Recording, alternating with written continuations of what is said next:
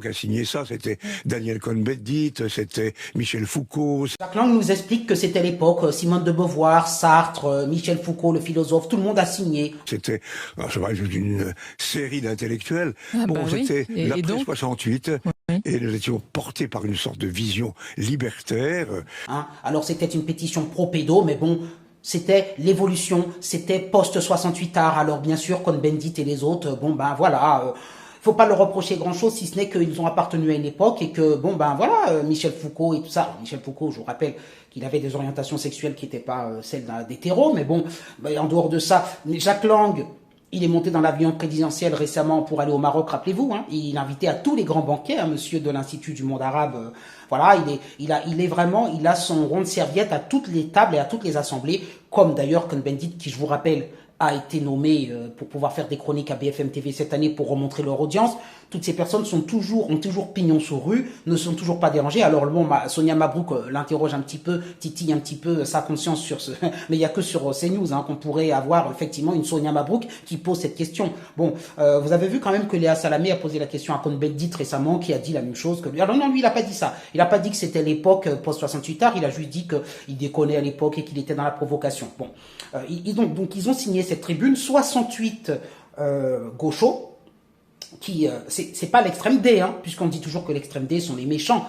68 gauchos ont signé cette pétition pour libérer, bien sûr, je peux pas dire les mots, vous avez compris. Fautive.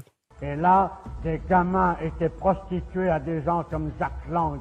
Et un gosse a été trouvé mort, sodomisé, la tête dans un seau de merde, que l'on m'arrête à la sortie si ça n'est pas vrai. Jacques Lang, l'amoureux des enfants, était invité à Versailles pour le banquet royal.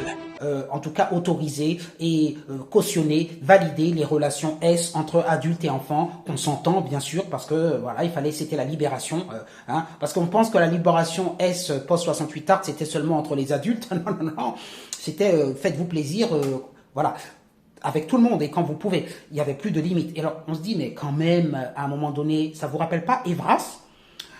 Oui, l'éducation à la vie, relation et machin et affective et S, oui, c'était les avant-gardistes de 2024, d'Evras 2024. Ce sont les avant-gardistes, ça vient de la gauche, toujours la même idéologie, parce qu'aujourd'hui le progressisme qui fait son entrisme dans les écoles avec Evras, c'est toujours la gauche. Donc la gauche a eu son projet, voyez, qui datait d'une certaine époque. Ensuite, bien sûr, ça a été refusé par la société. Ils ont tenté avec cette pétition de forcer les choses. Madame Simone de Beauvoir, toutes les personnes qui disent qu'on ne naît pas femme, on le devient, rappelez-vous, oui, c'est l'idéologie. C'est l'idéologie quoi, Simone de Beauvoir? On ne naît pas femme, on le devient. C'est l'idéologie trans, LGBTQIA+, qui était déjà présente. Et on est là dans les années bien avant 2020, évidemment, vous l'avez bien compris. Ça date tout cela. Simone de Beauvoir, qui vous sort, on ne naît pas femme, on le devient. Et qui alimente, donc dès les années 50, on est dans les années 50, donc après il y a eu 68, mais dès les années 50, l'idéologie, et de toute façon, elle a combattu toute sa vie cette S hétéronormée, je ne peux pas trop dire les mots. Donc, l'idéologie trans, LGBTQIA+, voilà d'où elle tire ses racines.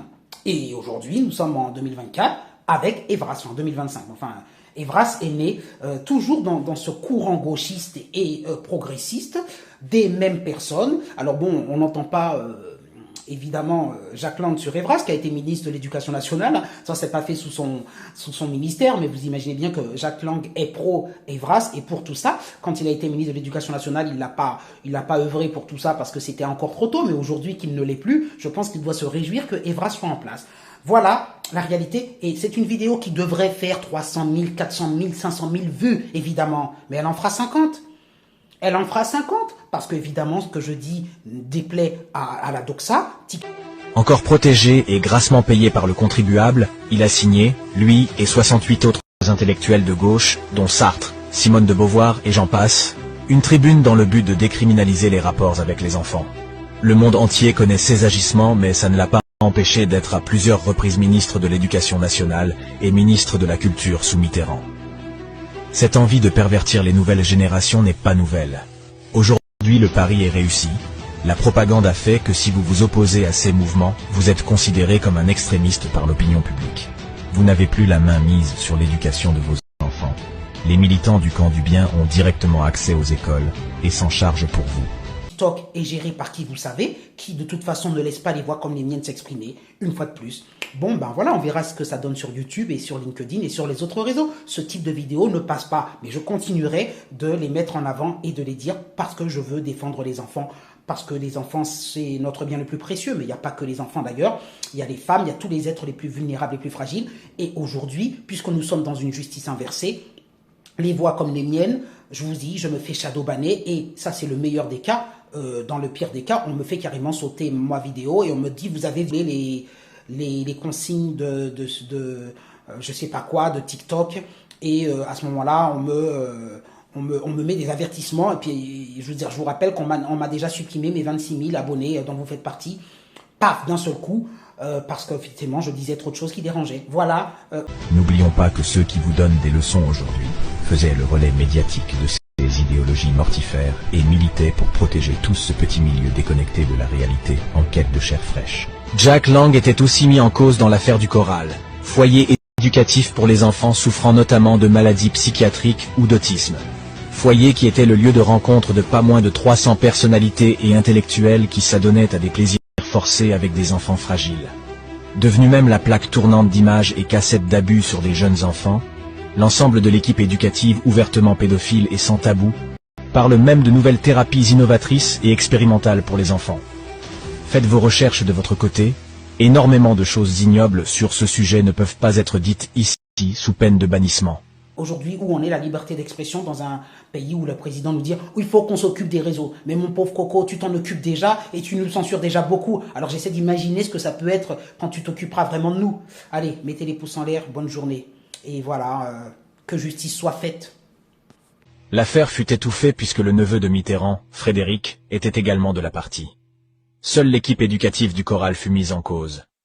Toutes les personnalités seront innocentées par la justice.